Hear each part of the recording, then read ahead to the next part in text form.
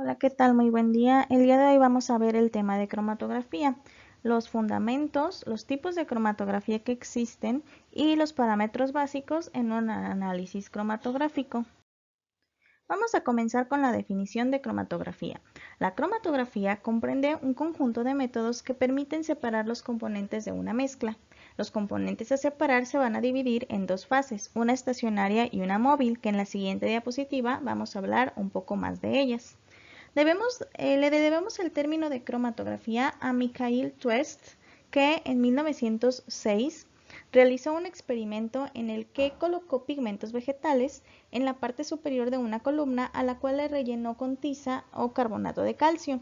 Agregó una mezcla de éter con alcohol y observó que se separó en diversas bandas y a diferentes velocidades, logrando entonces separar los pigmentos que colocó en la columna.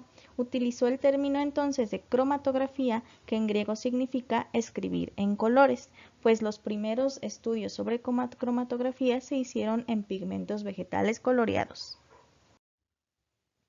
Debemos de tener como agentes principales en un análisis cromatográfico, sin importar qué análisis cromatográfico sea, que existen siempre dos fases. La primera es la fase móvil y la segunda es la fase estacionaria. Las separaciones cromatográficas se efectúan haciendo pasar de manera continua una fase, que es la fase móvil, como su nombre lo indica, es la fase que se mueve, sobre la segunda fase, que va a permanecer fija y, como su nombre lo indica, se llama fase estacionaria. La muestra se va a colocar sobre la fase móvil y conforme se van desplazando junto con la fase móvil, los componentes de la muestra se van a repartir entre ambas fases, la móvil y la estacionaria, distribuyéndose de manera diferente. Las sustancias que son fuertemente retenidas por la fase estacionaria se van a mover más lentamente con el flujo de la fase móvil, mientras que las que son débilmente retenidas avanzan con mayor rapidez. La velocidad con la que cada sustancia se mueve va a depender de la afinidad que tenga esa sustancia con cada fase. Y aquí tenemos un ejemplo en donde tenemos la fase móvil, que también se le puede llamar eluyente, y se mezcla con la mezcla que nosotros queramos separar. ¿Sí? Esta en este caso tiene dos componentes, componente A y componente B, y entonces dentro de esta, en este caso se le llama columna, este pequeño tubo que nosotros observamos, denominado columna, tiene la fase estacionaria y pasa, que por lo general es sólida, puede ser de sílice, entonces pasa la fase móvil, que es líquida, que se mueve, y conforme va pasando a través de la fase estacionaria, se van separando los componentes. Como mencioné, es importante comprender que los componentes de la mezcla que se pasa a través de la columna cromatográfica con la fase móvil y la fase estacionaria se van a separar de manera distinta, ¿sí? Recordando que las fuertemente retenidas por la fase estacionaria se van a mover más lentamente con el flujo de la fase móvil, mientras que las que son débilmente retenidas van a avanzar con mayor rapidez. En este caso, tiene o avanzó con mayor rapidez el componente A que el componente B.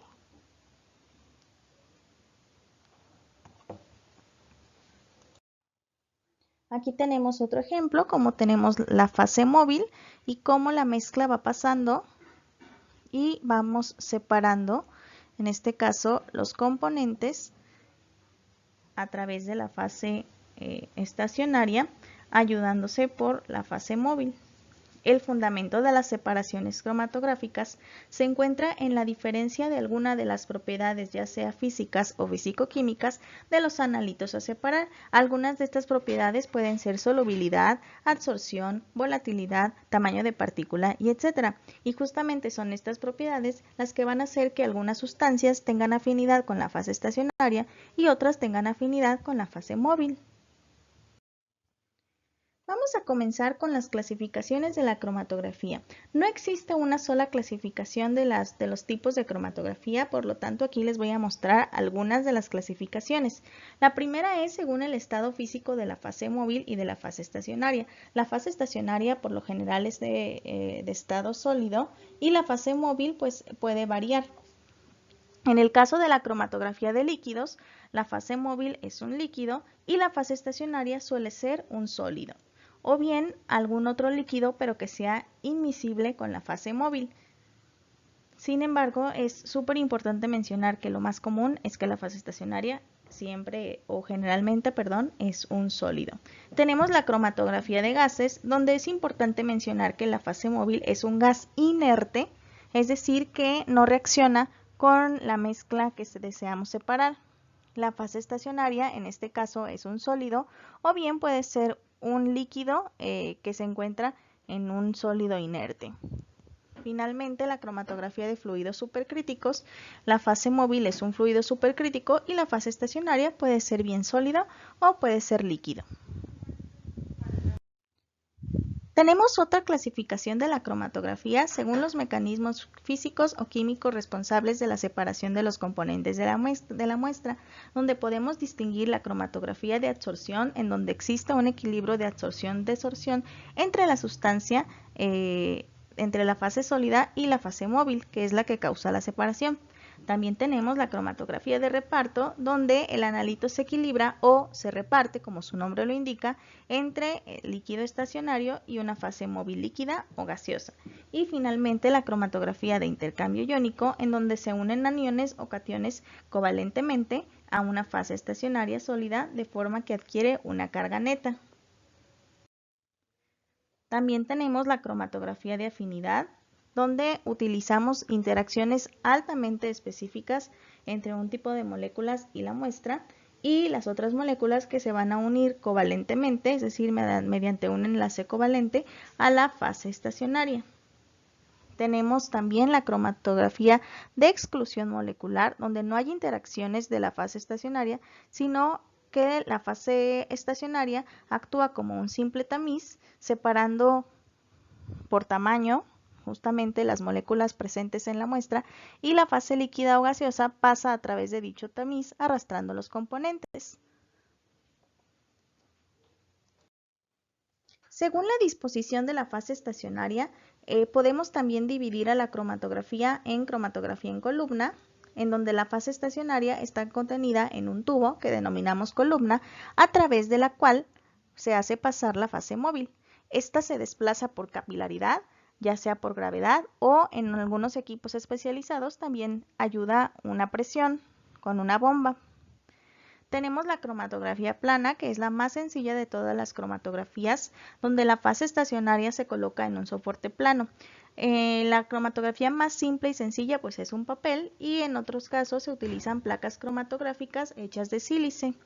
La fase móvil en el caso de la cromatografía plana es líquida y el flujo también se consigue por capilaridad y por gravedad.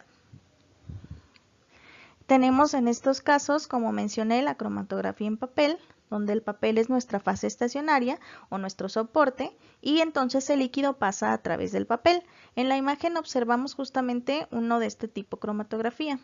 También la cromatografía en capa fina, tenemos una fase estacionaria que es un sólido, que suele ser sílice o alúmina, y se coloca en un soporte plano, que en algunos casos es vidrio o alguna hoja metálica, y pues el líquido va a pasar a través de la placa cromatográfica. Es similar a la del papel en cuestión de que también se consigue por capilaridad y gravedad, por eso ambas forman parte de la cromatografía plana. Vamos a mencionar ahora entonces algunos parámetros básicos de la cromatografía. Debemos de contemplar que la elusión implica el transporte de la muestra a través de la columna con la fase móvil por adición sucesiva justamente de esta fase, hasta que los solutos terminan por abandonar la columna, es decir, hasta que ya no queda rastro de la muestra que se va a analizar.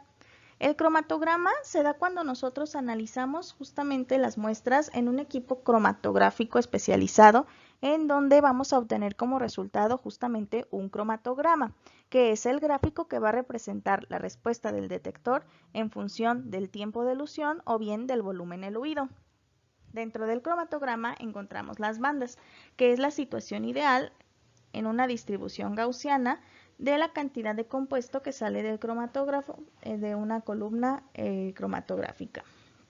Entonces aquí tenemos esta imagen pequeña, tenemos justamente como las bandas tienen una forma tradicional de distribución gaussiana y cada pico va a representar uno de los componentes. Justamente cuando analizamos una muestra mediante un equipo cromatográfico, vamos a obtener como resultado esto, un cromatograma en donde el eje X siempre vamos a tener el tiempo, puede ser en minutos, puede ser en segundos, y en el eje Y tenemos la señal del detector que puede tener algunas distintas unidades.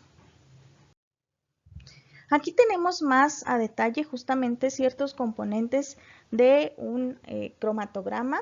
Tenemos, por ejemplo, en este caso tenemos 1, 2, 3, 4, 5 componentes denominados A, B, C y D.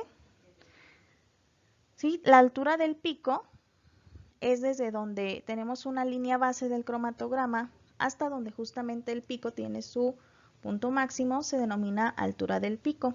Antes de que inicie justamente o salgan los picos representantes de cada uno de los componentes de mi muestra, se dice que hay un pequeño volumen denominado volumen muerto y a su vez un tiempo muerto. Por lo general este tiempo muerto se representa con un pequeño salto en el cromatograma y es importante considerarlo porque el tiempo muerto se le debe de restar justamente a los tiempos de retención de cada uno de los componentes de la muestra. Por eso tenemos tiempo de retención aquí y tiempo de retención corregido. También tenemos la anchura del pico, que es justamente donde inicia el pico y donde justamente termina el pico. ¿Sí? Y bueno, creo que son los componentes principales de un cromatograma que en las siguientes diapositivas vamos a ver con un poco más de detalle. Tenemos entonces, como les mencioné, los parámetros básicos de la cromatografía. El tiempo muerto que ya vimos en la diapositiva anterior es el tiempo que tarda en salir un componente que aún no se ha retenido. El tiempo de retención es el tiempo que tarda en salir un determinado componente. Si se fijan en la imagen anterior, nosotros teníamos 5 componentes distintos y cada uno salió en un tiempo distinto. El tiempo en el que comienza a salir el pico y tenemos su punto máximo es el tiempo de retención. La retención es la capacidad real de la fase estacionaria para retardar la salida de un componente y el tiempo de retención corregido se considera como el tiempo real restando justamente el tiempo muerto, que es lo que nosotros observamos aquí.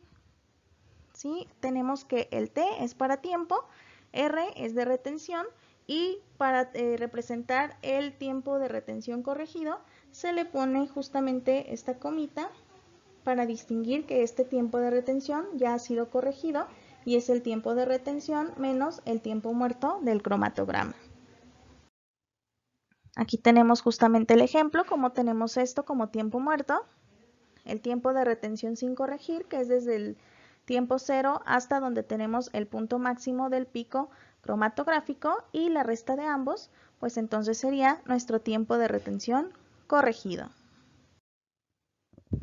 El siguiente término que vamos a ver es el factor de capacidad o de retención, que es la velocidad de migración del soluto. Mide la fortaleza con que la fase estacionaria retiene un soluto dado. Se denota con la letra K, justamente con una comita, y cada pico va a tener su propio factor de capacidad o retención, donde se considera el tiempo de retención menos el tiempo muerto, que también podemos denotar como tiempo de retención corregido, entre el tiempo muerto. En cromatografía de líquidos depende de la composición de la fase móvil y la fase estacionaria, y en cromatografía de gases este factor va a depender de la temperatura y el empaquetado de la columna, recordando que justamente todos estos términos que estoy mencionando son cuando utilizamos un cromatograma y por lo tanto cuando tenemos un equipo especializado en el cual podemos mover ciertos factores como la temperatura o la columna, o también podemos cambiar la fase móvil y la fase estacionaria, que en este caso que se encuentra en la columna, de acuerdo a nuestras necesidades. Tenemos entonces el factor de selectividad que se denota con la letra griega sigma y es la capacidad de la columna para separar dos sustancias. Es súper importante porque si la columna no puede separar las sustancias, entonces el análisis cromatográfico no es bueno. Se considera como el cociente de los factores de capacidad entre dos solutos, es decir, los que nosotros nos queremos separar. Se denota como justamente K, que vimos en la diapositiva anterior, que es el factor de retención de A sobre el factor de retención de B, tomando en cuenta que siempre vamos a determinar a A como el componente con el tiempo de retención más corto. Tenemos ahora la resolución, que es el parámetro que va a expresar el grado de separación que se puede obtener en un sistema cromatográfico para específicamente dos componentes. La resolución se puede observar directamente sobre el cromatograma, es decir, no es necesario siempre realizar el cálculo. Si tengo una buena resolución, los picos no se van a solapar y van a estar perfectamente delimitados. Sin embargo, podemos hacer o utilizar esta fórmula si queremos calcular de manera numérica la resolución, donde es 2 veces delta TR, que es 2 veces, recuerden que el delta es un diferencial, que sería en este caso, se podría calcular como el tiempo de retención del pico B menos el tiempo de retención del pico A, y eso contemplamos como el delta TR. Y recuerden que es importante contemplarlo siempre como el tiempo corregido, entre la suma del ancho, es decir, de donde inicia a donde termina el pico, del ancho de B, más el ancho de A. Eso nos da la resolución. Una buena resolución nos debe de dar un valor mínimo de 1.5. ¿Sí? Y puede ser mayor a 1.5, ahí no hay problema. Aquí tenemos justamente como estos dos picos A y B y estos dos picos A y B podemos distinguir perfectamente quién tiene una buena resolución y quién no tiene una buena resolución. Si los picos cromatográficos o bandas cromatográficas se traslapan o se solapan, entonces no es una buena resolución. Sin embargo, si logramos delimitar perfectamente el inicio y el fin de cada banda cromatográfica, entonces podemos decir, aunque no la calculemos de manera numérica, que la resolución en el cromatograma es correcta y el análisis cromatográfico, por lo tanto, también. Tenemos entonces algunos otros métodos para describir la eficacia de la columna. ¿Qué significa esto? Una columna que es eficaz cuando logra separar los componentes de la mezcla que deseamos separar de manera correcta, como lo mencionamos, que se puedan separar bien los picos, que tengan una forma de distribución gaussiana normal, etc.